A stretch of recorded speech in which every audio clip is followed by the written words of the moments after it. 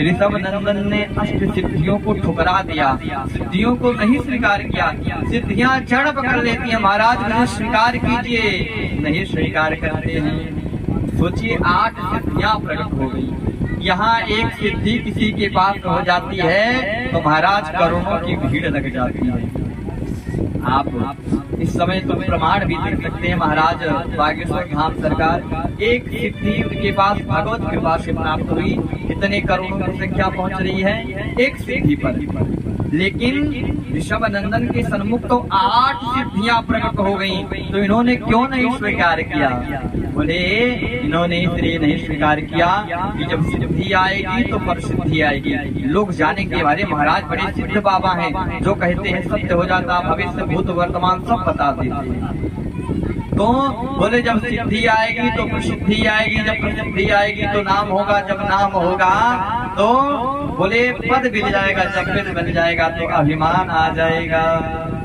मान बढ़ाई जब ते आए, तब ते किस्मत फूटी, स्वामी स्वामी भजने लागे, लगन राम से छूटी। बोले जब सिद्धि आएंगी तो मान आ जाएगा, और जब मान आ जाएगा तो लोग जय जयकार करेंगे, और तब हृदय में अभिमान आ जाएगा और भगवान से लगन छूट जाएगा। तो इस प्रकार की सिद्धियां मुझे नहीं चाहिए। अब इस प्रकार से ये परमहंस वृत्ति को धारण किए, और इस प्रकार से इन्होंने भगवत भक्ति करके भगवान के परम धाम को प्राप्त कर लिया। अब इन्हीं ऋषभ नंदन के बड़े पुत्र भरत सम्राट बने, और भरत सम्राट बने, इनके 5 पुत्र हुए, और बड़े पुत्र सुमति को भरत जी ने राज का कारोबार सौंपा, और ये ऋषभ नंदन के पुत्र भरत जी क्या किए? बोले ये पुलहाश्रम शालिग्राम क्षेत्र गंडकी नदी जो नेपाल में स्थित है, ये वहां पर चले गए, और वहीं अपना कुटिया बना करके ये भजन करने लगे। रोज गंडकी नदी में स्नान करते, और गंडकी नदी में स्नान करने के बाद महाराज रोज इनका प्रत्येक दिन का नियम बन गया कि रोज सुबह उठते और जाकर के नदी में स्नान करके और पात्र में जल लेकर के भगवान सूर्य को अर्घ्य दिया करते थे। और अर्घ्य दिया करते थे।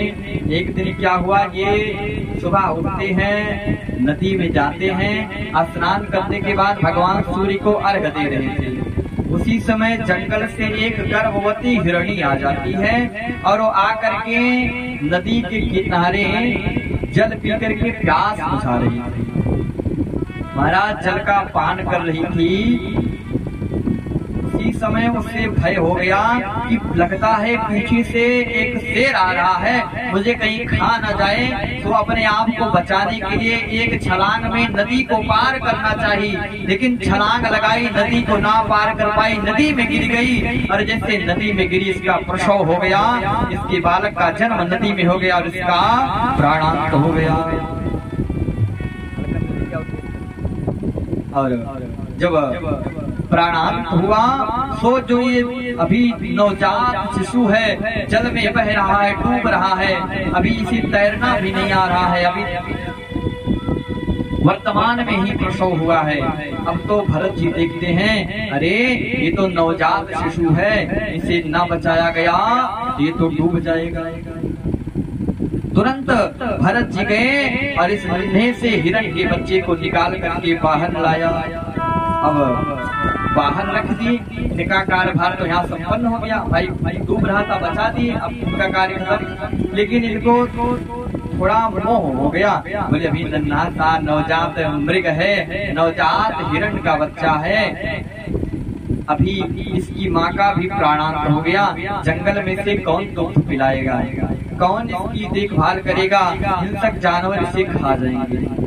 तो तो क्या किया, बोले भरत जी इस नन्हे से हिरण के बच्चे को महाराज अपने कुटिया में ले गई, और कुटिया में ले जाने के बाद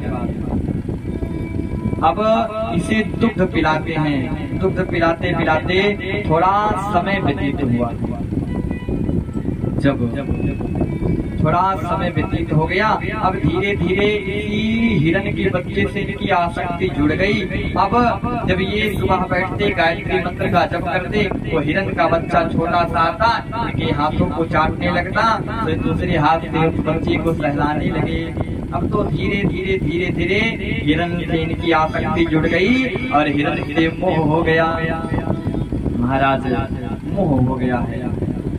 एक दिन क्या हुआ, भरत जी आश्रम में मंदिर में ठाकुर जी की सेवा कर रहे थे। ठाकुर जी की सेवा कर रहे थे, तब तक जंगल से हिरण का झुंड जा रहा था। ये बच्चा देखा, अरे तो मेरे समांतर इनका शरीर है, लगता है मेरे जोड़े के दिखाई पड़ रहे हैं। तो हिरण का बच्चा उन्हीं हिरण के झुंड में साथ में मिल करके चला गया। अब तो भरत जी अपना भोजन संपन्न किए।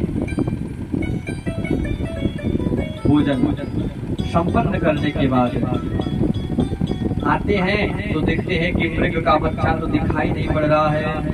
अब तो यत्र यत्र खोजे, नहीं मिला, चिंता होने लगी। अरे नन्हा सा बच्चा है, कहीं बाहर तो नहीं चला गया। अब तो बाहर खोजने के लिए निकलते हैं। समय व्यतीत हो गया, सुबह से मध्य काल हो गया, मध्यांतर दोपहर हो गया, खोज रहे हैं, कहीं दिखाई नहीं पड़ रहा है। मन में चिंता हो रही है, कहाँ गया, कैसे होगा, सुबह से कुछ खाया होगा कि नहीं खाया होगा। महाराज यत्र तत्र खोज रहे हैं। सुबह से शाम हो गई, भरत जी की इतनी आसक्ति जुड़ गई है उस मृग के बच्चे से कि सुबह से इन्होंने भी जल का पान नहीं किया है।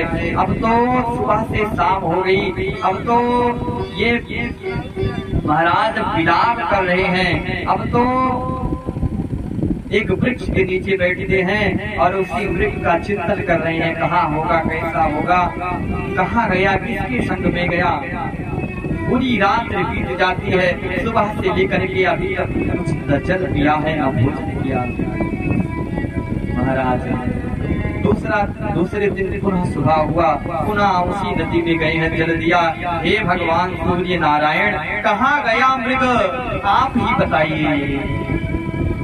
आज जब अर्घ दे रहे हैं, आंखों से अश्रुपात हो रहा है। महाराज जल देने के बाद पुनः जंगल में आते, पुनः खोजना प्रारंभ कर दिया। अब तो जो मिलता है उसी से पूछते हैं, अरे भैया क्या आपने किसी मृग को देखा है? कोई कुछ नहीं बोल रहा है। महाराज इतनी आसक्ति जुड़ी है कि एक एक वृक्षों से पूछ रहे हैं, अरे क्या आपने छोटे से मृग को देखा है? इसी प्रकार जब रावण सीता जी का हरण किया था तो राम जी भी जब मारीच को परम पद दे करके आते हैं, तो जब देखते हैं कि सीता जी तो है कि नहीं, सीता जी को राम जी खोज रहे हैं, यत्र तत्र वन में खोज रहे हैं, वृक्षों से पूछते हैं, शाखाओं से पूछते हैं, मृग से पूछते हैं, सबसे सीता जी का पता पूछ रहे हैं। हे खग मृग मधुकर से, हे खग मृग मधुकर से, हे खग मृग मधुकर से, हे खग मृग मधुकर से, तुम देखी सीता मृग ने, तुम देखी सीता मृग ने, तुम देखी सीता मृग ने।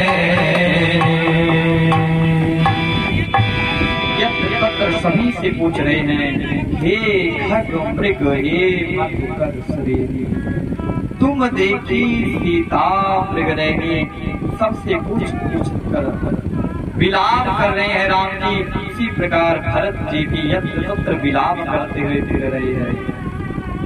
आज 2 दिन बीत चुका है, न जल पिया है न भोजन किया है, शरीर कमजोर हो गया भरत जी का। वृक्ष के नीचे बैठे हैं उसी हिरण के वियोग में आज भरत जी ने अपने प्राण को त्याग दिया। इसी हिरण से इतनी आसक्ति जुड़ गई भरत जी की कि आज हिरण के वियोग में, हिरण के याद में अपने शरीर को त्याग दिया इन्होंने। और अंत काल में भी उसी मृग की याद रही, उसी मृग को याद करते करते इन्होंने अपने शरीर को त्यागा है। तो हम लोग अंत समय में जिसका भी स्मरण करते हैं उसी को प्राप्त करते हैं। इनकी आसक्ति हिरण में रही तो इन्हें दूसरा जन्म हिरण की योनि में मिला। एक मृगा के संग ते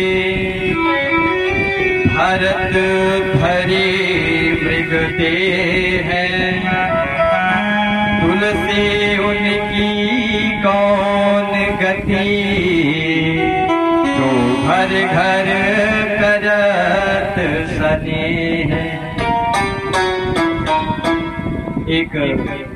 एक मृगा के संग ते भरत भरी मृग ते हैं।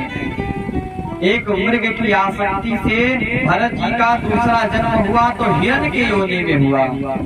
और सोचिए उन लोगों की कौन गति है जो घर घर से मोह किए बैठे हैं। तुलसीदास जी कह रहे हैं, तुलसी उनकी कौन गति, जो घर घर करत सने हैं।